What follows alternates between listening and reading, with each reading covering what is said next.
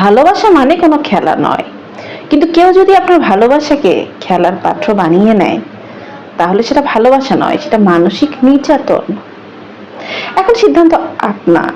আপনি কি এই ভালোবাসার সম্পর্কের মধ্যে থাকতে চান, নাকি বের হয়ে আসতে চান, নাকি অন্য কোনো উপায় খুঁজবেন? আপনি তাকে ভালোবাসেন, তার খুশির জন্য সবকিছু করেন, তাকে সবকিছু দেন, কিন্তু সে কখনো পাত্তা দেয় তো কখনো দূরে সরে যায়। আপনি হয়তো বুঝতেই পারছেন না যে সে কেন এমন করছে, তবে আপনাকে জানিয়ে রাখি, এটা কিন্তু এক ধরনের খেলা, যার নাম ডার্ক সাইকোলজি। আজকে জানবেন কেন সে আপনার সাথে এমন করছে এবং আপনি কিভাবে এটা থেকে রক্ষা পাবেন। প্রথমে জেনে নিই ডার্ক সাইকোলজি কি। ডার্ক সাইকোলজি হলো অন্যকে ইচ্ছা মতো মানসিকভাবে কন্ট্রোল বা ম্যানিপুলেট করার পদ্ধতি, যেমন emotional manipulation, guilt tripping, gaslighting প্রভৃতি।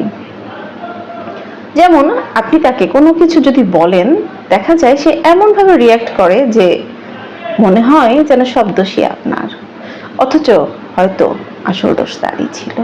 প্রশ্ন হলো, সে কেন আপনার সাথে এমন করছে? পাওয়ার গেম খেলছে। সে জানে আপনি তাকে ভালোবাসেন, তাই সে কন্ট্রোল নেয়। নেশা। সে সবসময় চায় যে কেউ তাকে সবসময় গুরুত্ব দিক, এবং তার সে ইচ্ছার উৎস হচ্ছেন আপনি। আপনার ইমোশনাল উইকনেস সে বুঝে গেছে। আপনি তাকে ভালোবাসেন, কেয়ার করেন তার, এবং এটা সে জানে, এবং জানে বলেই এখান থেকেই খেলা শুরু হয়। আপনি ফোন দিলে সে ব্যস্ত, আর ফোন না দিলে তুমি আগের মতো কেয়ার করো না। এটা আসলে এক ধরনের দোষ চাপানো কৌশল। ডার্ক সাইকোলজি যে 5টি টেকনিক সে ব্যবহার করছে।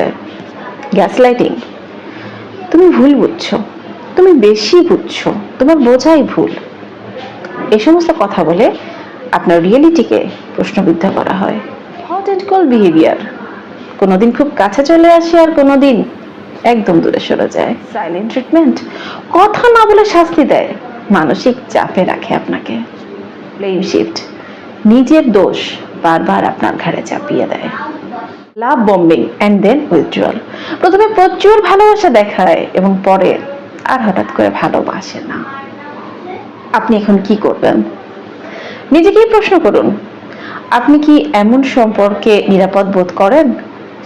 আপনার অনুভূতি কি বারবার অগ্রাহ্য হচ্ছে? সীমারেখা তৈরি করুন। সব সময় পাওয়া যাবে না, এটা বোঝান। রিঅ্যাক্ট না করে অবজার্ভ করুন। সে কেন করছে এটা বোঝার চেষ্টা করুন। কি করছে সেটা চুপচাপ দেখুন। তো নিজের প্রতিদিন সেলফ ওয়ার্থ বাড়ান, মানসিক শক্তি তৈরি করুন। দরকার হলে সম্পর্ক থেকে বেরিয়ে আসুন। টক্সিক সম্পর্ক থেকে মুক্তি মানেই কিন্তু আত্মরক্ষা। ভালোবাসা মানে কোনো খেলা নয়, কিন্তু কেউ যদি আপনাকে খেলার পাত্র বানিয়ে ফেলে তাহলে সেটা কিন্তু ভালোবাসা নয়, বরং মানসিক নির্যাতন।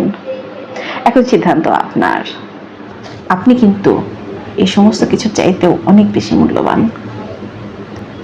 কমেন্টে লিখে জানান যে আপনি কখনো এই ধরনের মানসিক খেলার শিকার হয়েছেন কিনা, আর ভিডিওটি শেয়ার করে দিবেন যাতে কেউই এই ধরনের খেলার শিকার না হয়। ধন্যবাদ সবাইকে।